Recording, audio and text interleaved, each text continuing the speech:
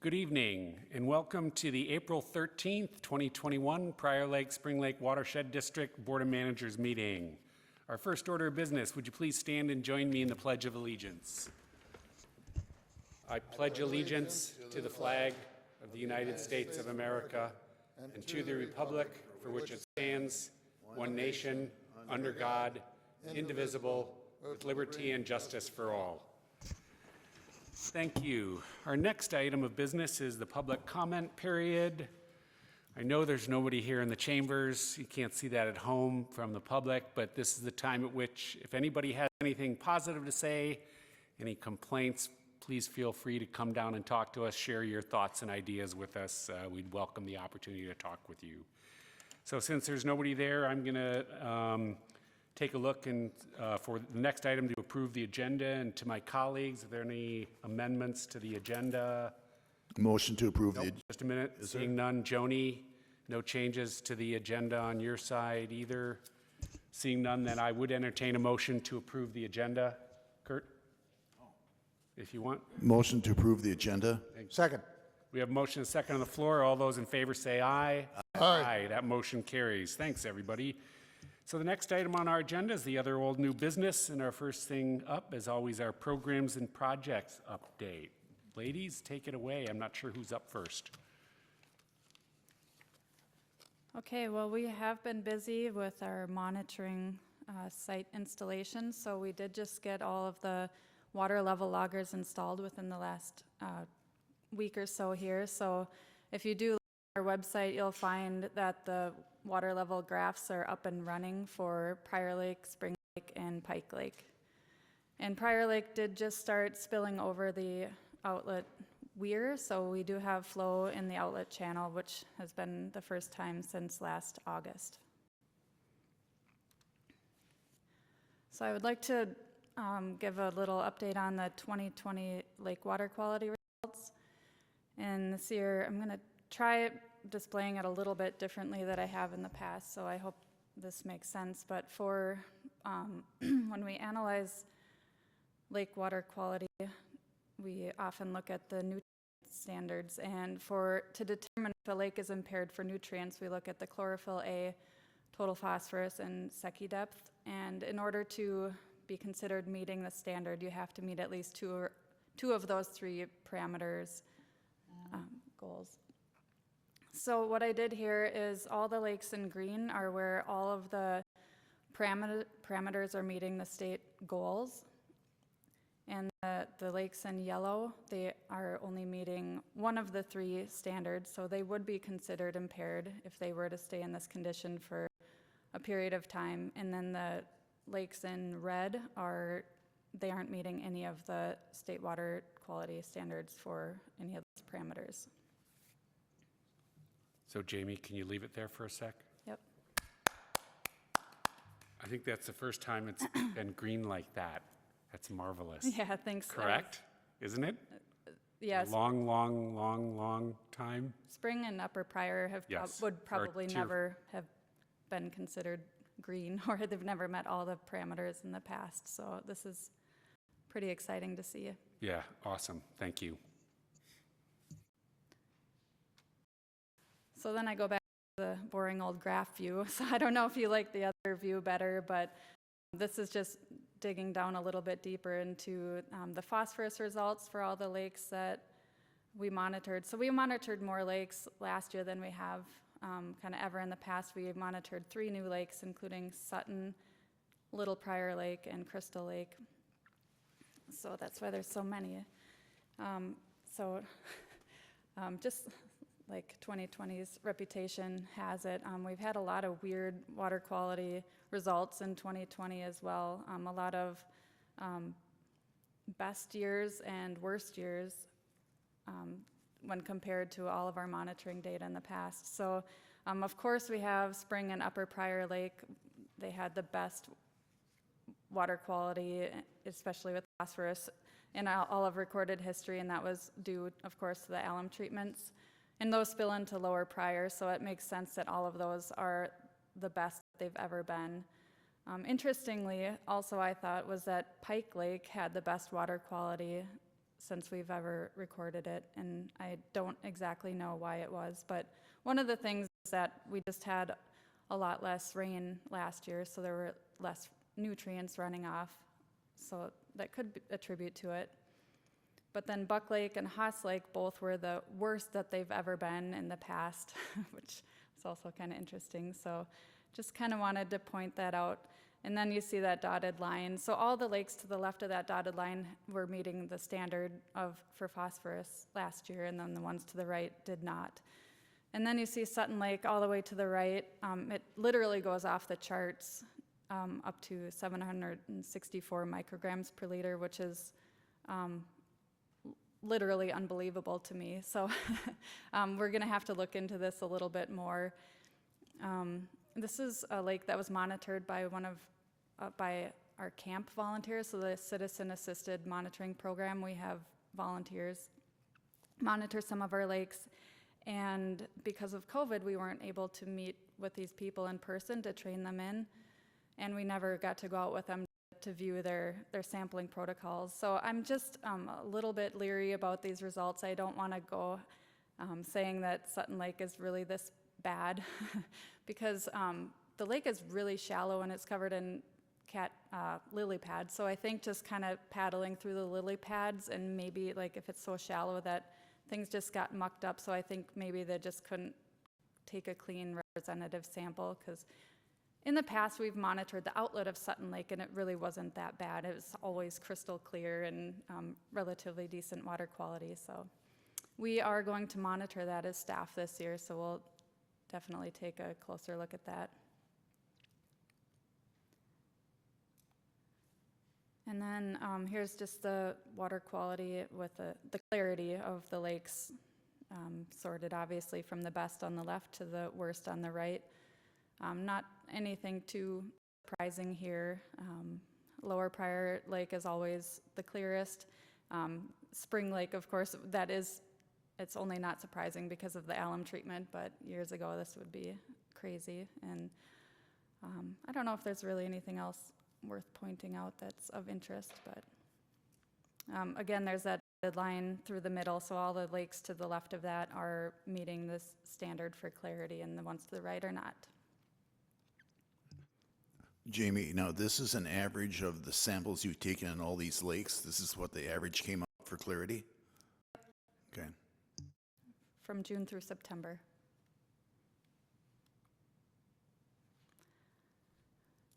So another new program that we added last year was plankton and phytoplankton monitoring. This is something that we added to our monitoring plan. We just wanted to start getting some baseline data on some of the lakes to see, to kind of get a more holistic view. And phytoplankton and zooplankton are like the bottom of the food chain. So what the zooplankton eats the phytoplankton, and the fish eat the zooplankton. So we wanted to start getting some baseline data, and so we are just going to do one lake per year over the next 10 years to have something to start with. And so we did choose Upper Prior. It had the alum treatment, of course, so we were interested to see how that would shake out, but it would have been a little more interesting if we could have done a before and after, but there's a lot of data. It's a big report that is on the website if you want to read through it, because there's a lot of words that, creatures and things that I don't even know what they are. But in general, I've talked to the people that did the samples for us, and they said that Upper Prairie Lake is pretty typical for a eutrophic lake. So nothing, they just said like nothing's jumping out at them as being overly bad. It's not overly great, so it's just kind of where they would expect for it to be. And like I asked it if there's anything that we would want to like have a goal of what to do. And so by looking at this graph at the bottom, on the right you see those light blue bars. Those are indicating cyanobacteria with it, which is your blue-green algae. So she's like, well, it would be nice if we could reduce the cyanobacteria, because those are not as beneficial to zooplankton and other critters that, they just don't like that as much. So the darker blue are the diatoms. We would like to see a little bit more of that. So we'll kind of see how that changes out over time. The image at the top is a cyanobacteria thing, critter, whatever you call it, organism, there we go. And then the zooplankton monitoring, we also analyze that. I'm not going to go into detail about this, but we can graph how the zooplankton and phytoplankton interacted, and that second group there is the PRI/up, that's Upper Pryor, and that's compared to other lakes that were monitored. And so the zooplankton went really high in the beginning of the spring, and then it dropped pretty dramatically in summer, which then the phytoplankton started going up after the zooplankton dropped, which is pretty typical because the zooplankton are not eating the phytoplankton, so then it rises. So anyway, again, she didn't think that was anything out of the ordinary or to be shocked or surprised about, but now we do have some baseline data to go from in the future. And this year we're going to sample Lower Pryor. Jamie, could I just ask, do we have a report on that? Yeah, Did I hear you say you got a report? Can that be shared with us? Yeah, on the Upper Pryor, on the website under Upper Pryor, if you go to the water bodies and Upper Pryor tab and you scroll down to the bottom, we have all the reports in that one location, so it's listed there if you want to peruse through that. Thanks.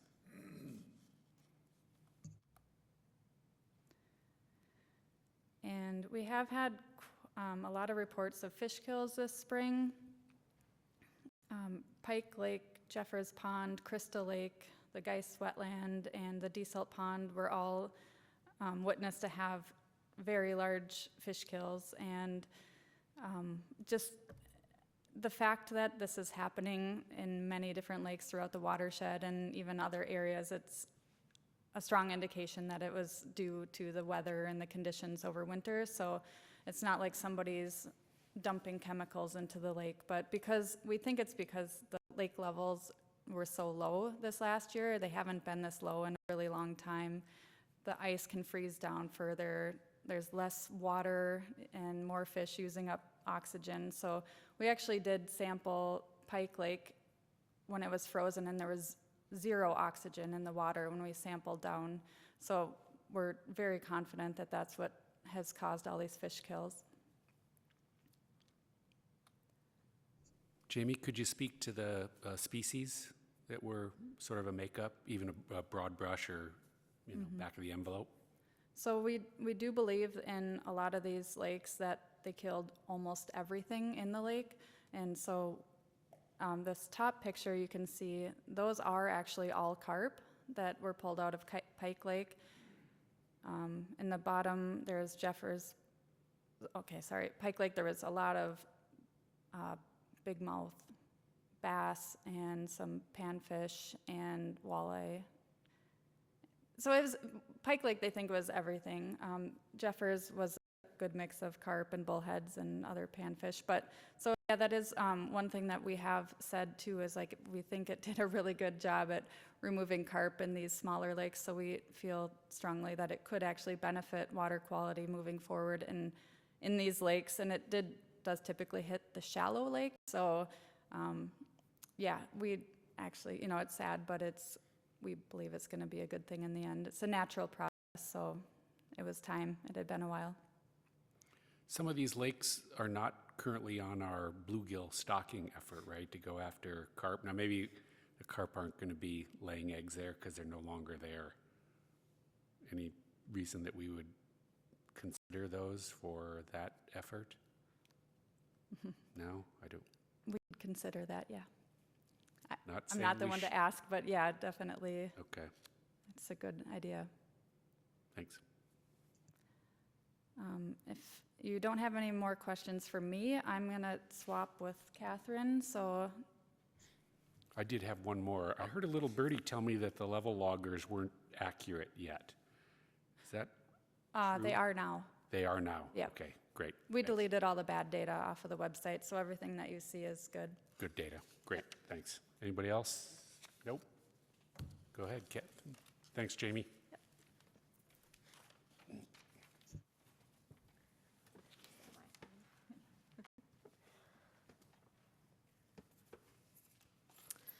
All right, so I don't have too much, but like Jamie said, the website is updated with the level loggers are hooked up to the website now, so those should be good for the season. This winter, we finished designing the interpretive signs for Raymond Park, and those were installed recently, so if you haven't been out there, we've got 2 new signs that kind of explain the restoration project. Shauna had a strong hand in designing these. So the first one is this one, Living Shoreline. So it just talks about shoreline restoration, why we like to see native vegetation along shorelines. We do mention, because this project, the turf area was replaced with like a low maintenance grass that only needs to be mowed a couple times a year. So we did put a little note about that in here. On the left there, that's the actual sign out at the site. Obviously it's early in the year because the lake's super dark blue. And then the second sign highlights the largest area of the restoration project. That was the Oak Savannah area. That's kind of the core of the site. Just basically explaining what we did to restore the Oak Savannah and what is an Oak Savannah. And, you know, what kind of, what kind of animals like Oak Savannah, and who does that provide habitat for? So those 2 signs are now out at Raymond Park, so next time you're out that way, you can check out the chip trail and go for a little walk. Catherine, I think there was one question for you, Kurt. Sure. Catherine, can you go back? There you go. I was told, and I haven't been out there this spring yet, that there's quite a bit of undergrowth taking off in Raymond Park. Is that true? What sort of undergrowth? Well, the old buckthorn coming up again, new buckthorn coming up. Is that true? Just general weeds, just general undergrowth, general underbrush. Right. Is that true? So the site was seeded with a variety of native forbs and grasses, so those should be coming in, and we would expect to see that. We would also expect to see some buckthorn reeds, but we have contract with, I think, one of the local restoration companies, and they'll be out doing maintenance this year to catch stuff like the buckthorn resprouts. So we are keeping an eye on that. Thanks, Catherine.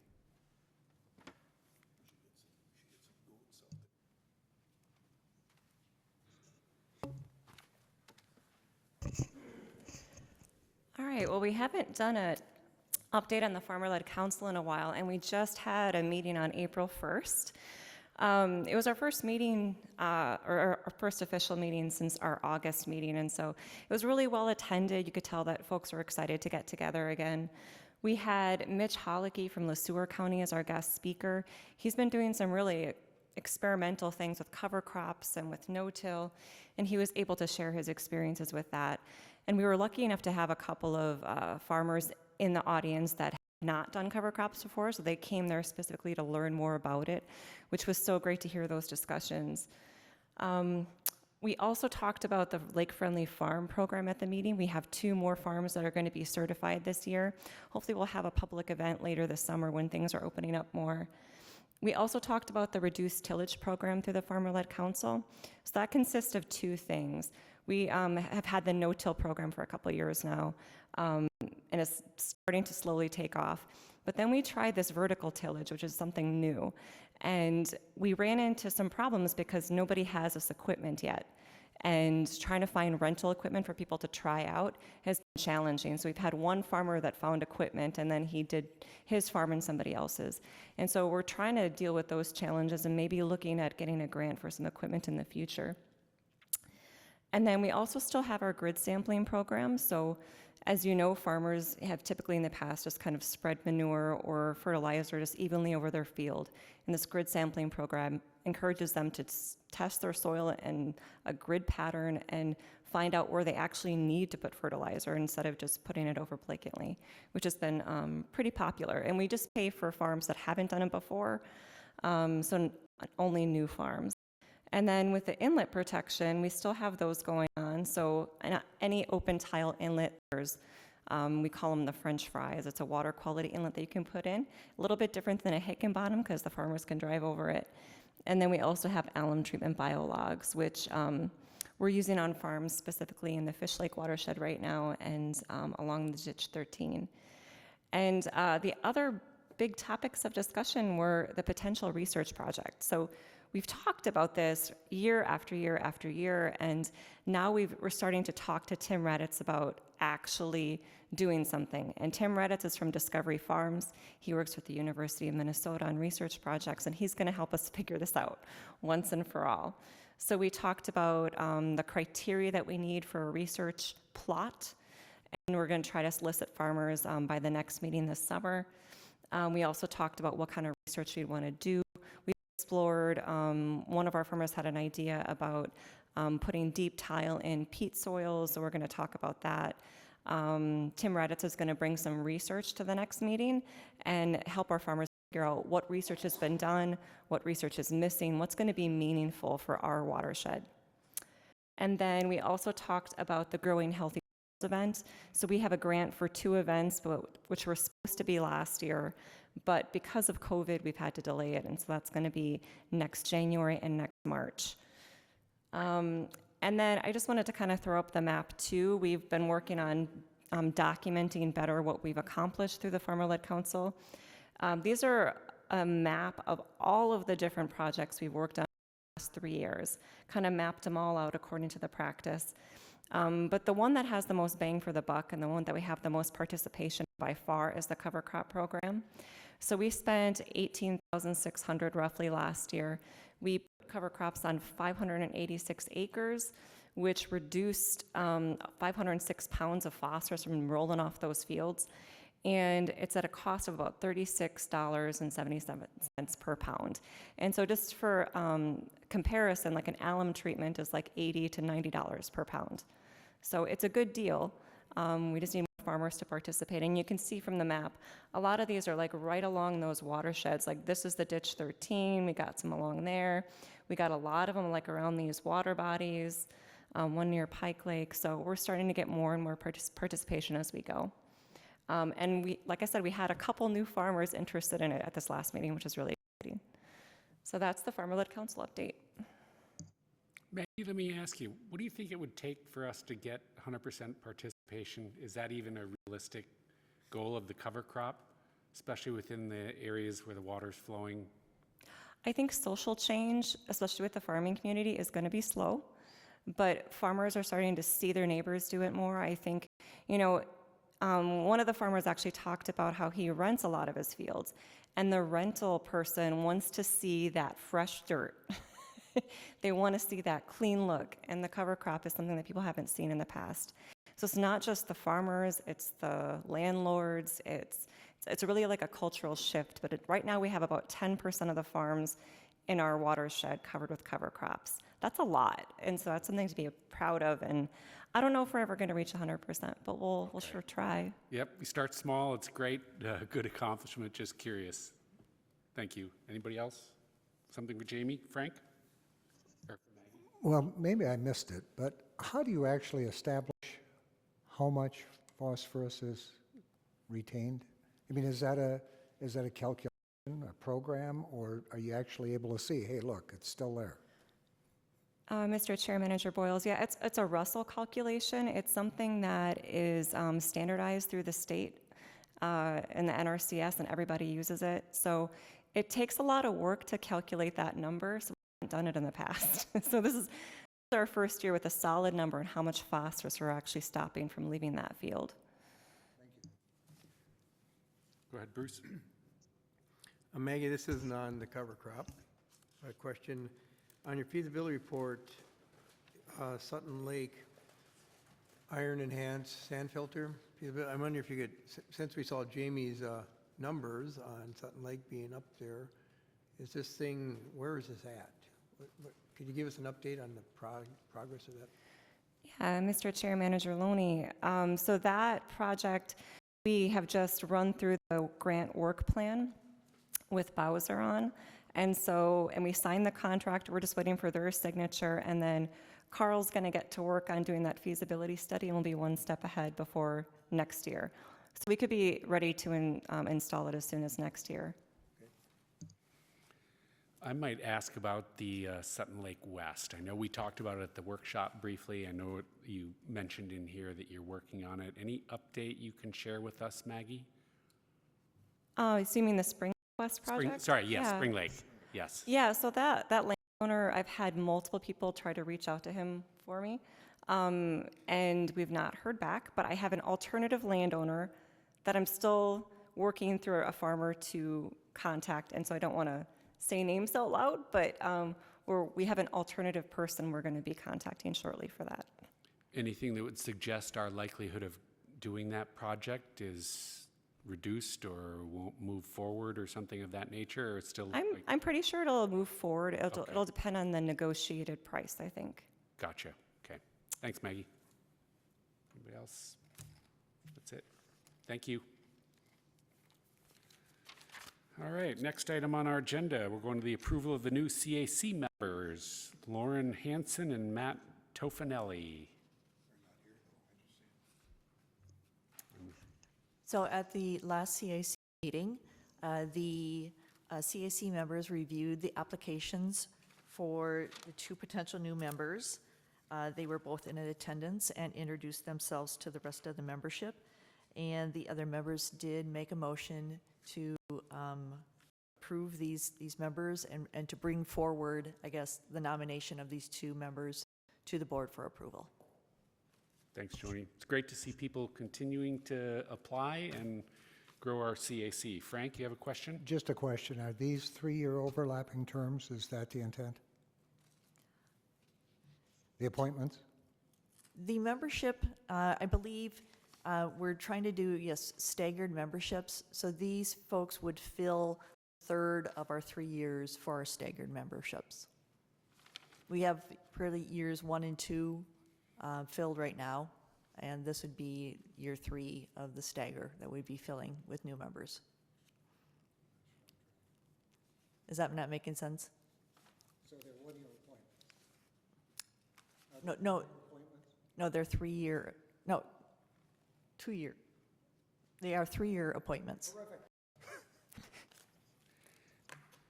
Seeing nothing else, I would entertain a motion to approve. You had something, Steve?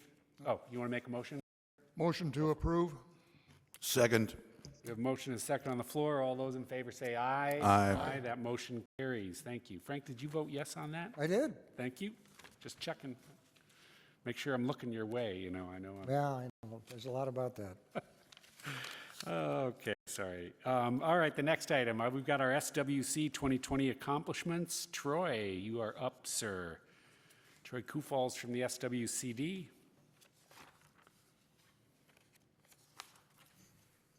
Thank you, Mr. Chair.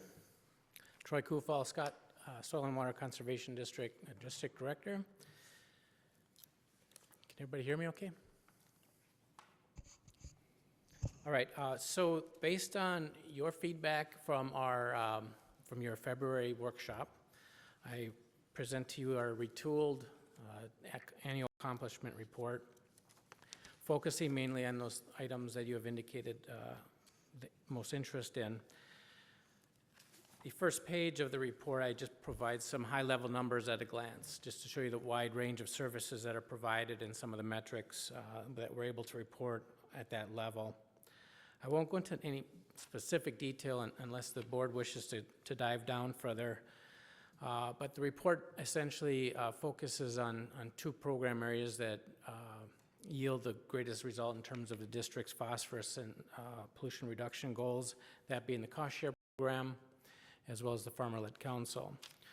Overall, we had a service agreement last year for $122,000, and $72,000 of that is specific to our services. The balance of that is pass-through money that goes out to landowners for cost share projects and so on. So I focus on the cost share program. This is where we work with landowners to implement projects that have positive water quality benefits. You'll see the results there in graphic form, both on phosphorus and sediment, and on the next page, it's the runoff reduction.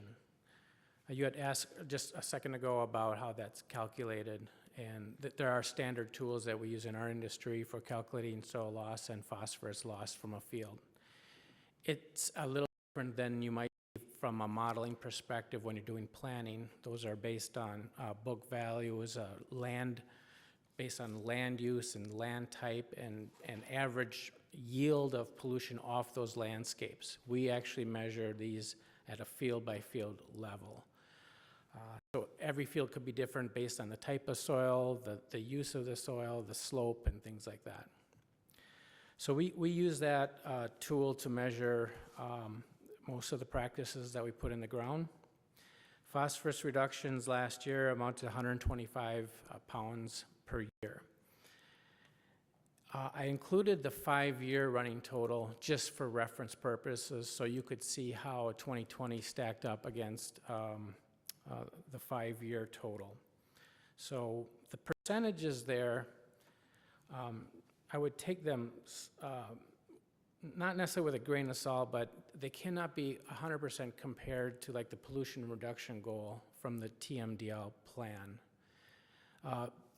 We use different models, there's different assumptions, different parameters in use, so they're not always apples to apples comparison, but it does give you some reference point to see how we're doing against that goal, and that's specific to the Spring Lake Watershed goal. The 2,959 pounds, by the way, is the watershed loading. That's non-permitted phosphorus from fields and other non-point sources. That's different than, say, a wastewater treatment plant or a city's MS4 permit, which have, Carl, help me if I'm wrong, but it's waste load allocation, where there are specific targets they have to achieve through their permit requirements. Interestingly, sediment and phosphorus track very close together because phosphorus is really a component of the soil. It's attached to the soil particles, and it, if soil's going, phosphorus is going with it.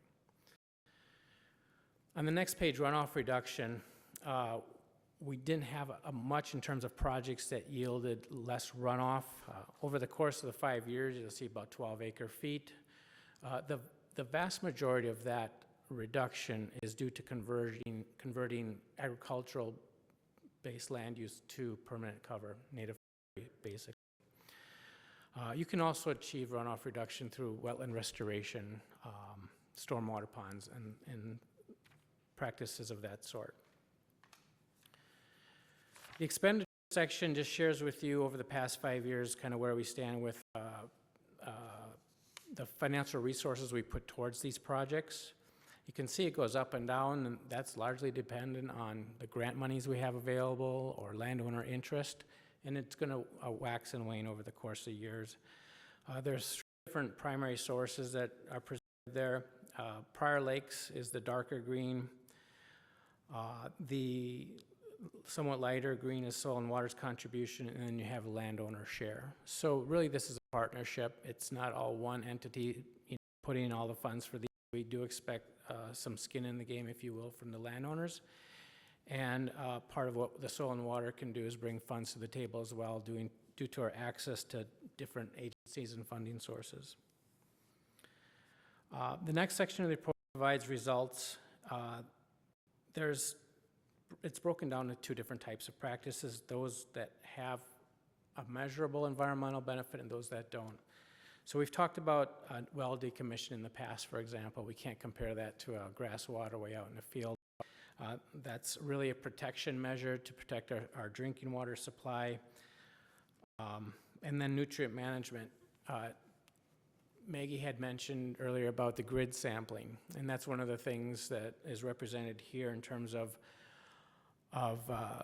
basically better nutrient management practices. And blanketing a farm field with the same amount of phosphorus in every location is to really vary that rate based on areas of the field that are high in nutrients versus areas that are low, because the variation within a field can be really two different extremes. So you try to match the application based on the actual need in every grid area, which is about 2 to 5 acres. So we have done some research on the nutrient or phosphorus reduction from better nutrient management practices, but it's probably more theoretical than it is scientific, and maybe that's some of the research that Discovery Farms can help you with. When we look at it, we get such a small number that I don't even want to report it. The practices on the next page, which is page 15 of your packet there, are the measurable ones. Those are the practices that we do measure phosphorus and sediment and runoff reduction as well, but presented here is the focus is on phosphorus. In the far right column, I give you the dollars per pound. So this is your cost-benefit analysis, if you will. And it ranges from a very low of, a little over $5 a pound, or $4 to $5 a pound, all the way up to almost $400 a pound. So every practice is going to vary, and even practices within different settings can vary as well in terms of their cost-benefit. But this would be the average over the 5-year period. So at least it gives you a benchmark. When anytime we do a practice, we can try to gauge as to what we expect that benefit's going to be. And this also informs the policies we make in the future about which practices we want to focus on and where we spend the money and time. The second section is the Farmer-Led Council. Maggie provided an update on that. Basically have the same data in terms of the phosphorus reduction from the cover crop program and then the results of the lake-friendly farm as well. The graph there is intended to present you sort of a trend towards achieving that 100% goal you talked about earlier. We estimate about a little over 5,700 productive acres within the watershed. So our goal, if we hit 100%, would be that. But as Maggie indicated, we're at about 10% cover crop and 7.4. Considering we just got off the ground 2 years ago, that's a very good number. That's actually change, in something that's very traditional and culturally based. So the behaviors and social norms that we're changing is actually a very positive note to put on that in terms of the speed of that change. And what we find it too is that once you reach this critical mass, if you will, where the momentum you have actually feeds more than your effort to originally put into it. So we look forward to that continuing to grow. The section of the report presents our budget summary. It gives you a breakdown by task. The first line is the cost share program, showing you the budget that the Watershed District put towards the program, what we build, and then the last two columns there, soil and water and landowners, are what our share was to add to it. So those are leveraged dollars by the district. Overall, we for just about a little bit less than what the budget was, so that was good that we stayed within that. So with that, Mr. Chair, I'll try to answer any questions. Thanks, Troy. Troy, I'll start off. Troy, this is a great report. I think this is vastly improved. I know that was your goal this year, and I like this a lot. It's simple, it's clean, and you've got some nice charts in there. So great, I'm glad to hear that. Nice work, sir. I do have a couple of questions before I open it to my colleagues. So the first one I noted, I was struck by on the first page, really, of the written stuff, you have the comment in the second paragraph under cost share program. We may also work with landowners who seek our assistance based on their own resource issues or concerns. that struck me because, of course, we have goals and objectives that we're trying to do. So can you help me understand, what does that mean? Yeah, so we do have specific priorities and targets based on the Watershed District Plan. That's what we'll be intentionally going after and working on. But the Soil and Water District is, after all, at the end of the day, a public service agency. We can't stop people from calling us, and we can't deny services because we don't like their issue. So we don't really filter that. We try to respond to anybody that has a resource concern. Now, obviously, if there's no funding or it's not a priority, we're not going to be able to lend resources to the landowner like we would to somebody who isn't. But on average, we might get anywhere between 40 to 60 landowners call us from the Watershed District, and maybe half or 2/3 of them have issues that align with the district. So we don't turn away the other half or a third. We assist them. Now, we don't charge the district to assist them. Okay. But our working with this landowner in a positive way might translate to a positive relationship with somebody who can make a difference. So we work these two in tandem, both the intentional part of it and the response part, to build good relationships and really partnerships within the community at large. Nope, I get it. Thanks for clarifying what Absolutely. that was. On those two charts below that, on the results on the phosphorus and the sediment, obviously it looks like 2020 was a heck of a year compared to the previous 4 years, and on average, actually in 2020, 50% increase in phosphorus reduction, and even a far greater percentage of reduction in sediment. Can you help me understand, is this again something that might be just as you're building and growing relationships, this is improving? Why was 2020 such a good year based on the averages of the previous years? COVID, maybe? I don't know. Yeah. This represents projects that we finished in that year. So we might have started working with them in a year or 2 years previous. Yep.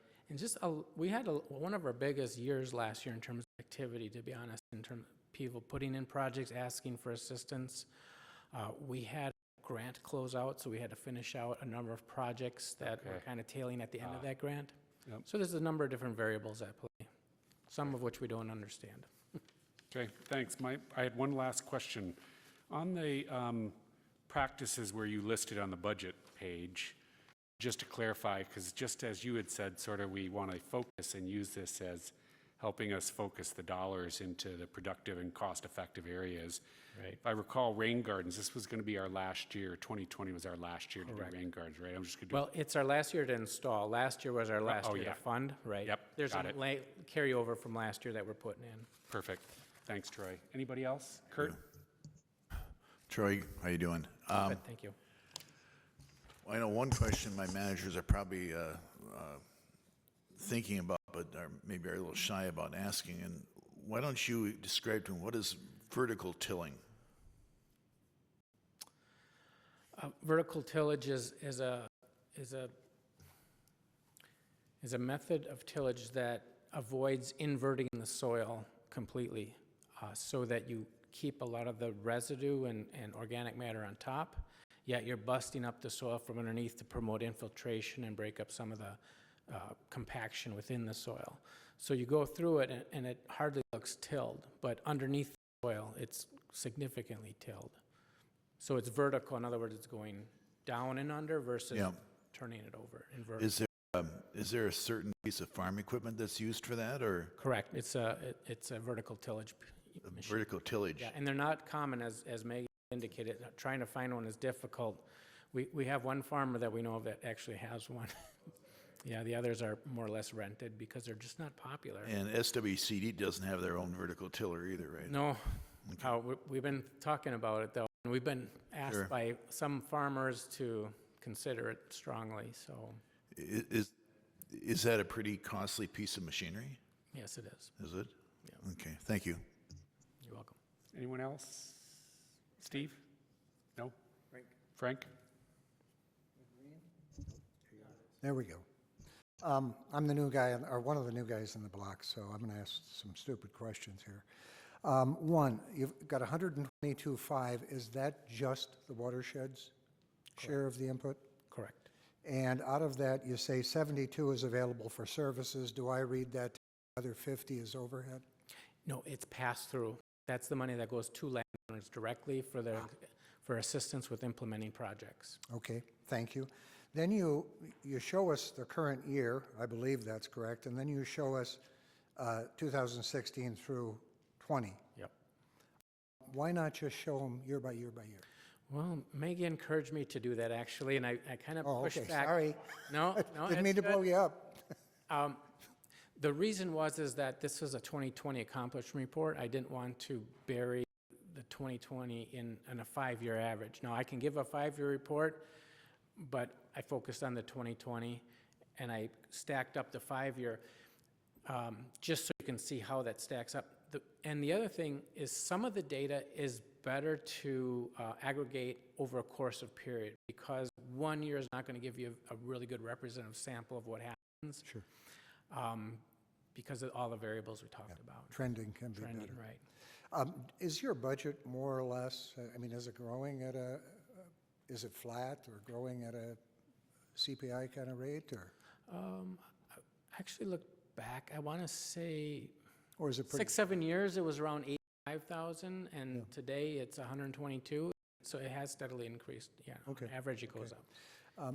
Well, I'm asking that because you get the 2020 numbers at a glance, and those are cool, but when you don't have anything to compare them to, you say, oh, okay, that's great, but how does that what does that mean to me? Is it good? Is it bad? Is it In terms of the level of service. Yeah, right over on, the course right on of the years, front right. where you just talk about, Right. activity at a glance. Okay, were there 6 people last year, landowners assistance, or 600, or? It's kind of that kind of Sure, comparison. absolutely. Thank you. Bruce? Yes, thanks, Troy. Good report again. I was comparing the 2019 to 2020, and there was a big increase. So it must come down to how much activity, interest you have. That would depend. And that's the biggest difference. And the other comparison I see with the two reports is, one, you had technical assistance and cost share, council support and cost share. You didn't break them out this year. Right, we combined them to be a single program, so the cost share is a combination of technical assistance and cost share, and we just included in one line. Yeah. Yep. So when I look at that, is the cost share, let's say, for instance, the cost share program, there's so much technical, which really isn't, it's indirect cost to get the project, Correct, and the other one would be actual project. correct. Okay. So it takes quite a bit of assistance on your part to get. It does, it does. I mean, when you're working with landowners, there's a lot of education sometimes, a lot of hand-holding. So it takes support to get that change in behavior. One last question. Do you see this year being a good year, a lot of involvement, or so-so, or? Yeah, it's a fairly, I would say it's on the higher end of average. Okay. Yeah. You're welcome. Thank you. Thanks again, Troy. I appreciate it. My Thanks for pleasure. coming down. Thank you. Okay, we're on to the next item. Lower Minnesota River Watershed, one watershed, one plan, amended boundary. Joni, you going to kick this off for us? Mr. Chair and managers. So in the memo, we state that the One Watershed, One Plan initiative is a project that has been initiated by Bowser, and its focus is really primarily for the state of Minnesota outside the metropolitan area. Bowser has developed and put together what they called planning areas, and we fall within their defined planning area 56.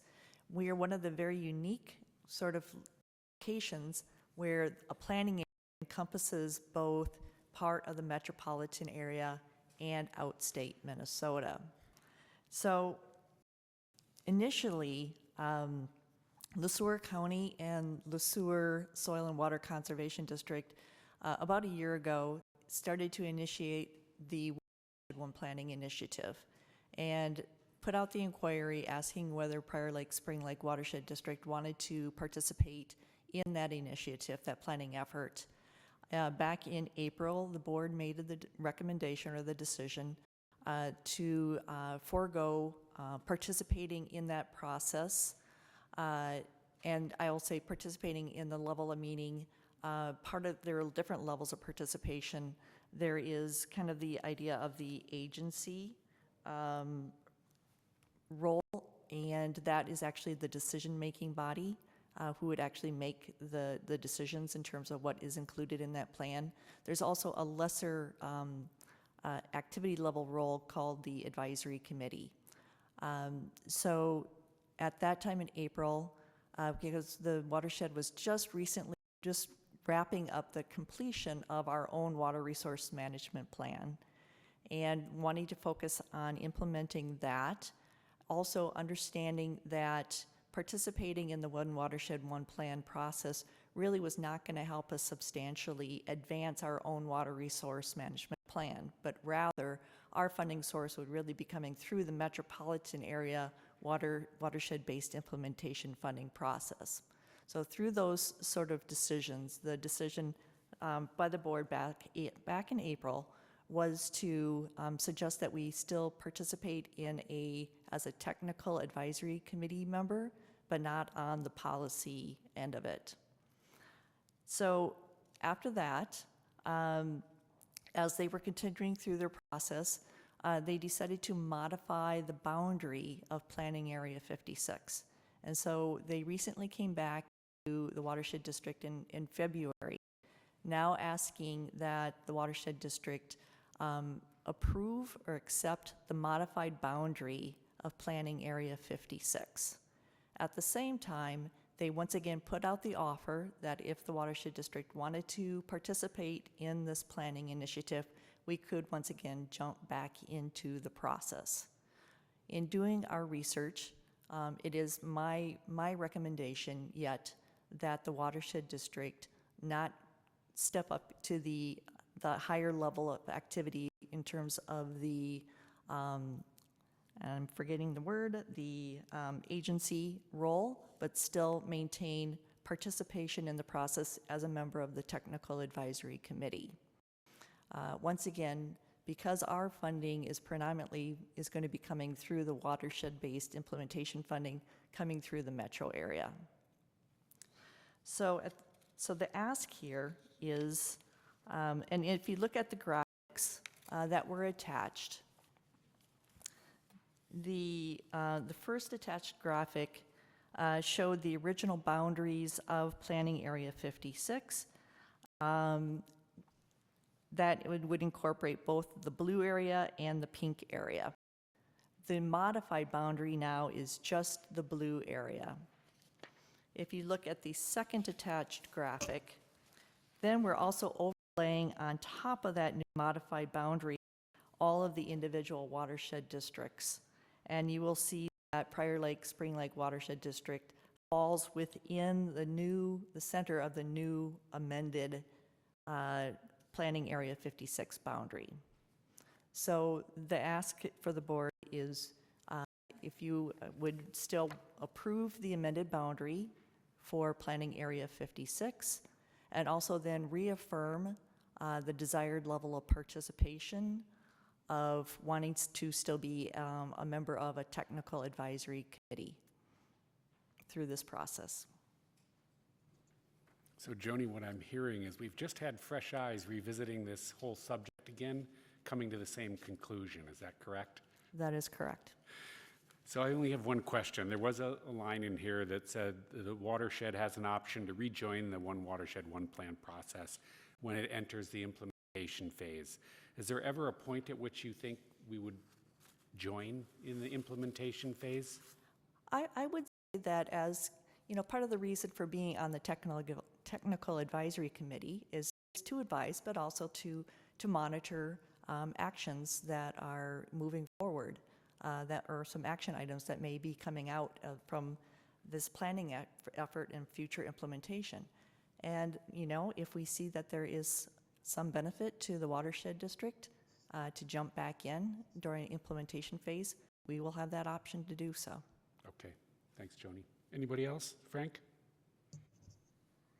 Is this a money question? Is this No. a tactical or strategic question? I'm sorry, I just don't understand what our rationale is. What's our rationale for not participating? Staff time, I heard that. Yes. Is there anything else? Yeah, there's really two things. Yes, it's a level of effort in terms of at your time, because it would have to be one of you, of the Board of Managers, who would have to be on the policy committee, and that's going to be a several-year effort. Also, it's a funding issue. Our funding will not come through this process. Thank you. Anyone else? Seeing none, then I would entertain a motion if somebody would like to make it. Bruce? Frank?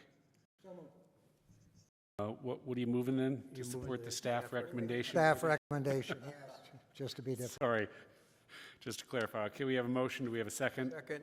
We have a motion on the floor. All those in favor say aye. Aye. That motion carries 5-0. Thank you, everybody. Thanks, Joni. All right, we are moving on to the next item on our agenda, and that's the Pike Lake Landing Development Agreement and Conservation Easement. Maggie, you are up. All right, well, back in 2018, the board had decided what they wanted to do with opportunities for conservation easements when developments go in. And this is due to the fact that the MOAs that we have with the cities who do enforce our rules for us don't have exactly equivalent rules for buffers. And so we take care of that gap by doing the conservation easement still ourselves. But then we need a mechanism at the same time to recover the costs for us to do these easements, because we don't want to pay for that ourselves. So we do a development agreement and a conservation easement together with the developer. And so we've been working on this Pike Lake Landing one, which you might be more familiar with the name Park Haven, for quite a few years. This has been a long time in the making. And construction's already started on this, but the city's been working with us in coordination as well to make sure that we can secure these easements. So the development agreement and the conservation easement cover this area. You can see that it's located by Pike Lake, right by Pike Lake Park, just off of 21 and 42. And there is 5 different wetlands on this property, and it's also adjacent to Pike Lake. So the easements that are on the 6 pages on the agreement that you saw in your packet cover a buffer area along those wetland areas and the lake. And our rules require a 20-foot minimum, 30-foot average buffer around the wetlands. This helps protect them in the long term for their health. A lot of these will eventually overflow to the lake. So it also helps protect Pike Lake long term. And the development agreement covers the cost for multiple things. We've already done a portion of this review before we had them take a look at this agreement, before we agreed to those areas. But it'll cover the costs of title work, it'll cover the costs of recording the easement, additional review and negotiation. And then the development agreement also covers us, because normally underneath a permitting scenario, we'd be covered by our rules. But in this case, the development agreement allows us to go and restore areas that they don't do sufficiently according to our standards, and then they have to reimburse us for that. So it kind of puts them on the hook in the long term. And then the easement itself is a permanent thing that goes on the title, and that'll permanently protect these areas. We only get one shot at this. When a property gets developed, we get that one shot and then it goes away. That's all our rules allow. So we're doing this now and taking that opportunity. And with that, what we're asking the board for, well, first to answer any questions you have, but we're asking to make a motion to approve this development agreement and conservation easement for Pike Lake Landing. Thanks, Maggie. Maggie, can you go back to that map? The only question I had when I reviewed this was I couldn't tell from any of the stuff that was in our packet where the actual easements were. I couldn't quite tell so much. Is what I'm seeing in there, is that sort of whether you call it a light yellow, or are those the easements? Mr. Chair, so those are the wetland areas, but the Okay. easements Oops, let me see. I think I put them in here. Oh, no, I didn't. I have to pull them up, but it was like those maps that are attached in your board packet. So those development plans, the easement boundaries are written on there. And there was each one individually, but I was just Yeah. curious. I thought this would be perfect. But you're saying, so it's in and around those sort of lighter area yellows. Those are the wetlands. So it's in and around those areas. That's where the easements are. Is that Yeah, they're buffer areas, and you'll notice that there are some roads that went in. Our rules do not eliminate the right to put a road in where it's needed. So then if there was an easement area that would have gone in that location, they made up that area in other adjacent locations, if that makes sense. Yeah. So they're not exactly 30 feet all the way around. Okay, thanks. Anybody else? Frank? So the developer's gone. The 4x4s have rotted out, because that's what we're using, right? Who replaces them? Because there's indicators that this is a conservation area, right? Labeled on a 4x4. Or I decide, hey, this is a great spot for my fire pit, and I move all kinds of rock out there, et cetera. Who pays for that fundamentally? Who discovers it?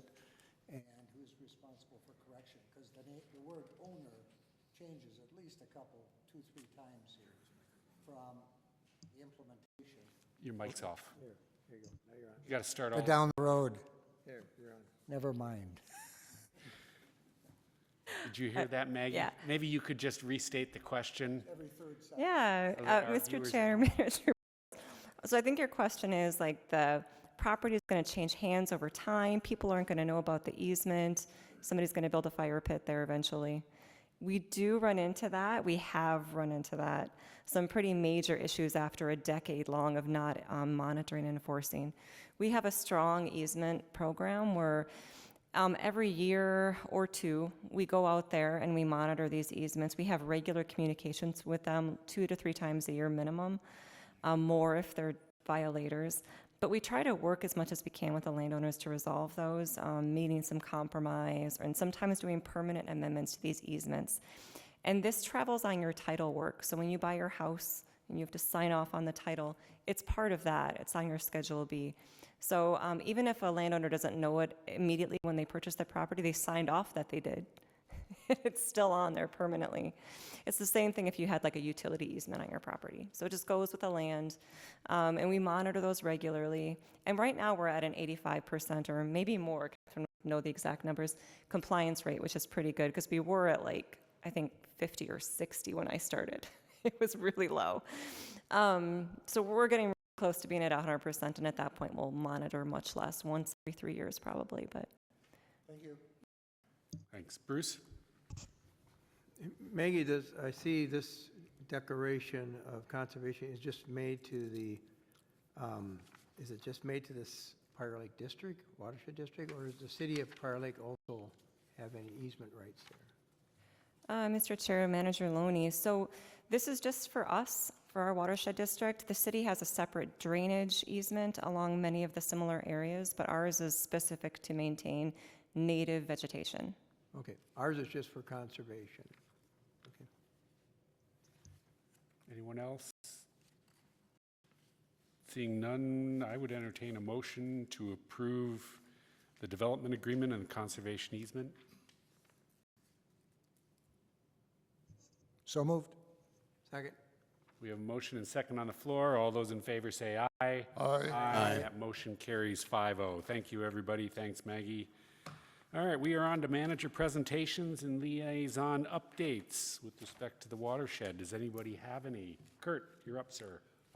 First of all, I'd like to, again, encourage any interested citizens, especially residents in the Watershed District, to apply for a CAC membership. We've got a couple, but we can always use more, and like Joni said, we're going to try and rotate that so we have a supply going forward. We've been pretty low until recently, so it's a good idea to keep that. Please keep that in mind. If you want to get a copy of the application, just call our office 447-4166, and they can mail you out or email you out an application. Just it's a one-page formula, one-page form, very simple.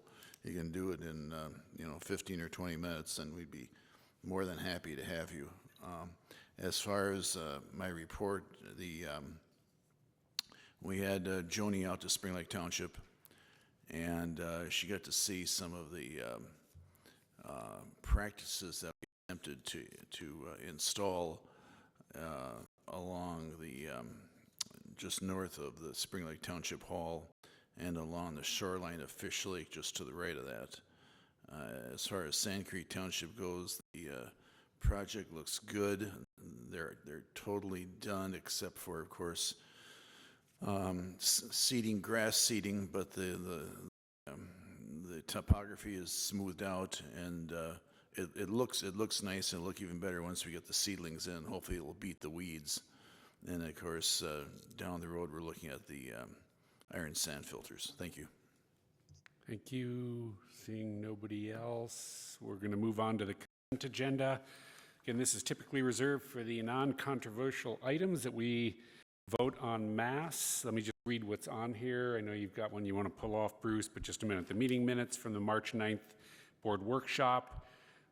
Additionally, the meeting minutes from the board meeting, the March 9th, the meeting minutes from the 25th CAC meeting, the PLOC transfer requests, the liability coverage waiver form, the 2021 CARP management service contract approval, and the claims list.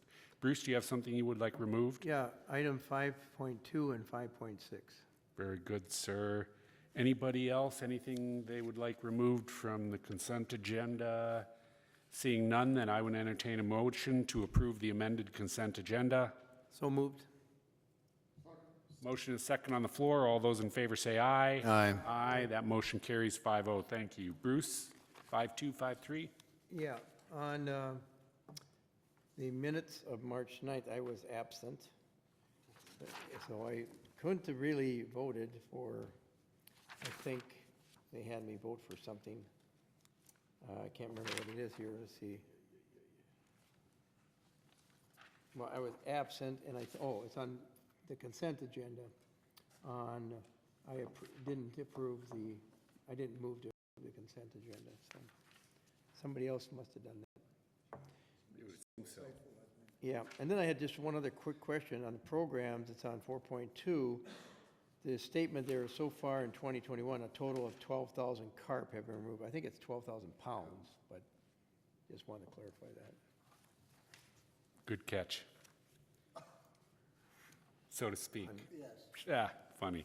Okay. Seeing nothing further, I would then entertain a motion to approve the items removed from the consent agenda. So moved. Second. Motion is second on the floor. All those in favor say aye. Aye. Aye. Aye. Motion carries 5-0, including Bruce. Thank you. All right, we are on to the treasurer's report. Bruce, you are back up, sir. Oh, I had item 5.6 in consent removed. Oh, I only heard 5253. No, I had 5.6. Did you hear 5.6? I heard 5253, but tell you what. I heard 5.6. Frank heard me. Okay. What do you got? Sorry, then Okay, Bruce, go. Well, we'll- the agreement here with WSB, I guess just a point of clarification on this. When we have an item like that, especially that amount, in our memo, we should at least mention what is the financial, where are we at in the budget in relation to that item? And I didn't see that, Maggie, so I'd like to know. I mean, I kind of looked at our budget. I don't know if 90,000 grant is part of that, or is it all? Are we within budget? I guess that's a question. Yeah. I didn't see that in the memo. Yeah, Mr. Chair, Manager Loney, that's a great point. So we'll make sure we put that on the future memos. So it's a combination of the two line items on our budget. One is 60,000 for fish management, and the other one is the 30,000 for grants. And then we estimated that 90 when we did the original budget last year. But what we actually have left over, because with the accelerated CARP management strategies, we spent a lot more grant money than we thought we would last year. So we spent more. So this year we have about 55,000 in grant money left over. But we didn't give all of that to WSB. We like to keep a little pocket of that for other expenses. So the total in grant funding and district-led for this year is $145,000. And so this is just $131,005. So it's a little bit less than our overall budget line items for those categories. Okay. It's hard to see that. That's why I Yeah. would like to have that in our memos. Anytime we have a monetary item, we should mention how the impact is on the budget. So. Frank? Since Bruce has already violated. Not yet. There you There we go. We got to change the colors in these. Or just listen to your echo. Yeah, that's all. What I'm interested in knowing is, does this agreement contemplate the same level, i.e. number of hours of staff time towards these projects, or does it elevate that or decline that, or is there just no way of knowing? Mr. Chair, Manager Boyles, we actually spent a really good amount of time trying to figure out how many hours we were going to spend this year. And we knew that we weren't going to have the same amount of money for WSB hours. So we did factor that in. We will be spending likely a little bit more staff time this year on CART management. But that evens out with, since we hired Shauna to help out, Jeff's taking over some of the more of the CARP stuff. So we're going to be spending a lot more staff hours. Does that answer your question? I think so. Okay. Anything further? So what I'm going to, Bruce, you have something further? No, just make a motion. Yeah, I'm going to go ahead, make the motion then to approve 5-6. Make a motion to approve the attached 2021 WSB CARP Management Services contract as substantially written, not to exceed $131,500. Second. We have motion and second on the floor. All those in favor say aye. Aye. Motion carries 5-0. Thanks for catching that too, Bruce. Okay, now we're on to the treasurer's report. Oops, Still up. I'm still up. All right, let me find it here. Okay. What I've done, there's two reports. The shorter one, the one that's half a page, will cast at the end of March. That's what it should be instead of February. I still have a little issue when I update the report every month to change the dates in the month. But the idea is, this is a snapshot at the end of March 31. What do we have in the bank? What do we have that's restricted? And what money has been, basically, paid out or whatever in the banks and unclear transition. So we have 880,000 as of that date. And I did change it to the 2021 budget, so it's 38% of our budget, so that's pretty good. The other one I tried to do working with, and I need to do more work with Laura of CLA to get things down better, but she's doing a pretty good job. I made some assumptions again on what we're getting, levy payments, grants. I need to get that a little firmed up. I'm not sure I'm quite on the grant money. I'm not quite sure I got everything listed right there. But the idea there is to look at the end of the year. We spend everything in the budget, how much we would potentially have at the end. The other thing I'm working with Laura is, I said, we really need a cash flow analysis because our cash flow goes down, and then May we get a hit, and then it goes down, and then we get a hit. So the idea with her, and I talked to her and Chris about, is what amount of funds do we have that we can invest? I mean, we've had $380,000 in Northland Securities. It's all cash now. Is that how much money we can invest and still meet cash flow? Do we want to be not investing anything or restricting any money, keep it somewhat liquid in case we want to use it for projects? That's something we talked about at our workshop, and we'll have to pin that down a little closer in our next meeting or maybe retreat. So any questions on those numbers? So I do, Bruce, if I might, and it's really probably just more of a higher level one. I'm going to confirm on the treasurer's report, the 331, the bigger one here. First of all, I'm going to gather that the grant one is 2021. Is that correct? That number, should that say the 2021 grants? I don't believe we got any 2021. Those are from grants from last year. That's why I need to firm them up, how much money is really left. I probably work with Maggie on that. I'm not sure who has that number. But So even though that's this saying is a carryover from the previous. So clarifying, that's future, future revenue. So this is grant money that we should still be having coming in? Nope. It could, yes, because of the one big grant we have with Sutton Lake. Okay, because, and so what I'm trying to tie out here, just one number as an example of this. So I see on our actual budget for 2021, we have grant funds of $297,000. So I was trying to understand. Right. And I didn't Should get this, this- I didn't get this after this. Okay, so should these, right, so this is back should- in. I know they we're should in a process of, and that was actually, my higher level question was really going to be, I remember last month, we just weren't there. The first month, because we were doing Right. the transition with our new accounting firm, so we were not that comfortable, or nobody was willing to look at the financial statements and say, okay, this is a good picture of what's happening. And you're just saying what I'm hearing is that we're maybe still not there yet to ensure that these numbers are going to tie out, because it's been one of the struggles we've had in the past that we're trying to do. Is that, Yeah. so I'm sort of hearing that we aren't quite there yet, that we can look at this and you're not quite that confident, Yeah. but we're getting closer. And- Is that Yes. I'm just a number or two off okay? right now. But I mean, I'm getting there, because with Laura, I send her an email, this is what I need, and she comes up with it. So I'll have to pin down, if she knows that number on the grant money, it should tie with her report. So, Okay. and investment income. So we're close. Getting there. Yeah, I mean, we're pretty healthy with our funds right now. It looked like we were fine. I'm supportive of getting the cash flow, as we've chatted offline about that, of doing that, find out what we really need to do and what we can put to try and find some yield on the money that we have. Yeah. But so, Because it I know sounds you're like, sounds like our projects wouldn't be happening till late this year. if Yep. any. okay, thanks, Bruce. Go ahead, Kurt. Bruce, the total uncleared transactions, I see it carried over, 11,430. What does that amount to? Are there any large accounts there? No. That make You mean that the up? uncleared transaction? Yes. No, that's just, Okay. we had 1 month where, remember, the alum treatment contractor didn't clear his check.